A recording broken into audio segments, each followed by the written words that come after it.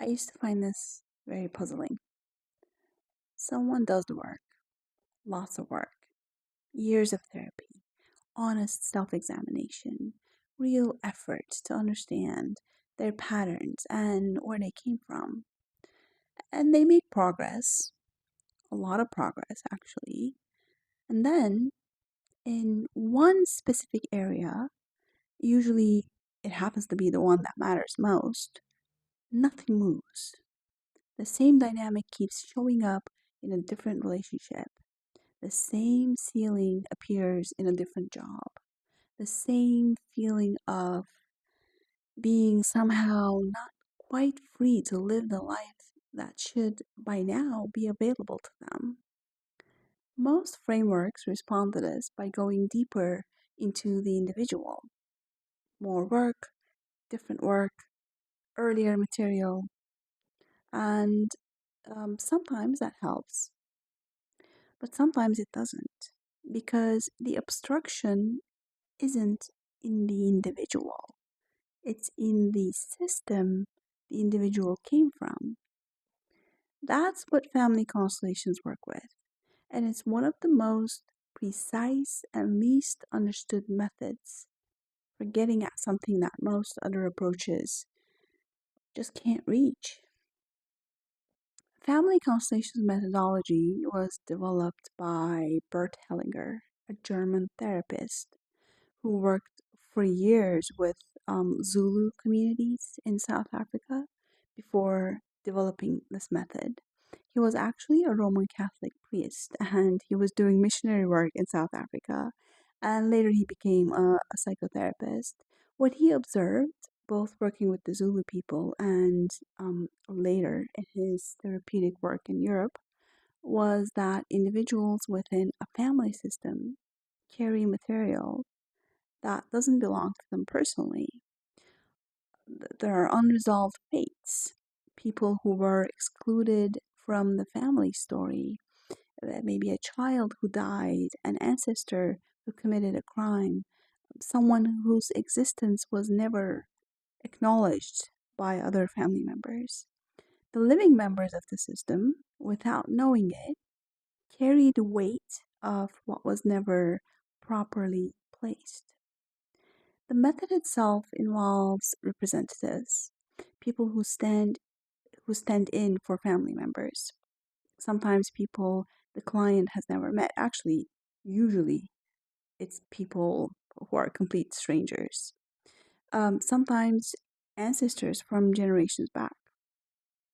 What consistently happens in a constellation and what makes it so hard to explain to someone who hasn't witnessed it is that the representatives begin to feel and express things that correspond precisely to the actual history of the family without having been told anything about it. The field, as we call it, holds information that the individuals didn't consciously carry in. The Sufi tradition has a concept that maps onto this directly, actually. It's the idea that we're not isolated individuals moving through time. We are nodes in a lineage that carries its own intelligence, its own unfinished business, its own accumulated weight. What passes through a family isn't only genetic, it's a kind of a field memory. And that field memory shapes behavior, relationships, and fate in ways that pure psychological analysis cannot fully account for. This sounds mystical, but it's really not mysticism. It's a description of something observable.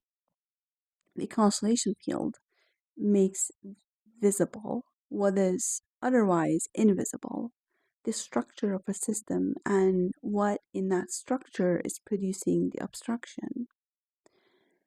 The constellation field has a specific name for the dynamic I just described. The person who's living something that isn't theirs. It's called entanglement. And once you know what it looks like, you start seeing it everywhere. Entanglement isn't a metaphor, It's a precise description of what happens when a person unconsciously takes on the fate, the feeling, or the unlived life of someone in their family system. A child who carries a parent's unresolved grief, for example, a person who self sabotages at the same threshold their parents never crossed, not because they decided to, but because something in the system pulls them back to maintain a kind of loyalty. A business founder, for example, who cannot scale past a certain point because their father failed at that exact point, and succeeding would feel like a betrayal. In family systems, the entanglement usually runs toward whoever was excluded, the family member who wasn't spoken about, the child who died early and whose existence was never acknowledged, the great grandparent whose crime was buried. Whatever the system excluded in order to survive, someone in a later generation will carry it, not as a conscious choice, but as a structural function of how family systems maintain their integrity. In organizations, it works the same way. A company that was founded on something that was never properly acknowledged, an ethical compromise, a partner who was pushed out, for example, a founding story that was rewritten, will carry that in its culture. The same dynamics will keep surfacing in different teams with different people because the obstruction is in the system itself, not in the individuals currently running it. What I find most striking about this, and what I think makes it worth taking seriously, even for people who are skeptical of anything that looks like it might be esoteric, is the consistency of what surfaces across cultures, across completely different family histories, across different facilitators working in different countries. The same patterns appear. Exclusion produces entanglement. What is hidden does not disappear, it migrates. The shift that constellation work produces, when it works, isn't a psychological insight. It's something more like a physical settling that's felt in the body, a realignment. And people describe the feeling as something that was slightly off axis in them has been corrected. Not because they understood something new, but because something in the system was seen and acknowledged and placed correctly. And this distinction is important because most therapeutic frameworks operate on the premise that understanding produces change, which involves the mind. Insight leads to shift, and that's true for a large category of human difficulty. But entanglement doesn't respond to insight the way other things do. You can understand perfectly well that you're carrying your mother's grief and still carry it. The understanding doesn't release the function. What releases it is acknowledgement within the system, the grief being seen and placed with the person it actually belongs to. Hellinger used to say every member of a family system has the right to belong. When that belonging is denied, when someone is excluded, forgotten, or erased from the family story, the system will find a way to include them through someone else.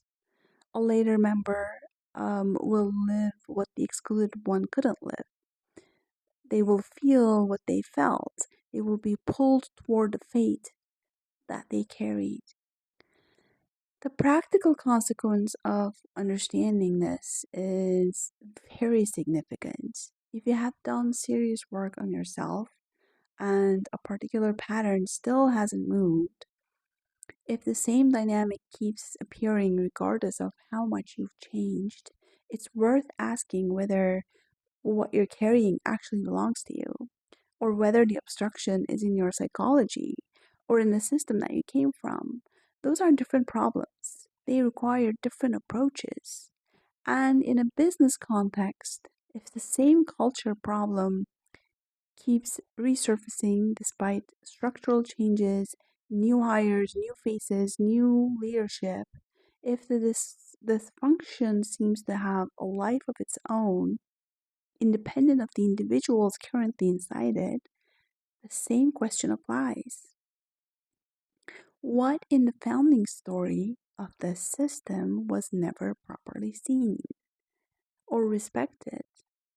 What was excluded that is now being carried by whoever is most sensitive to the field?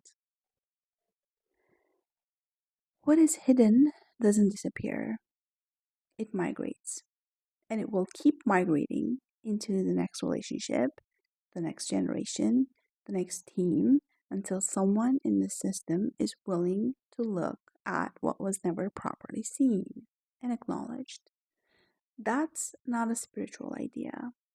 That's just how systems work. I'll see you next time.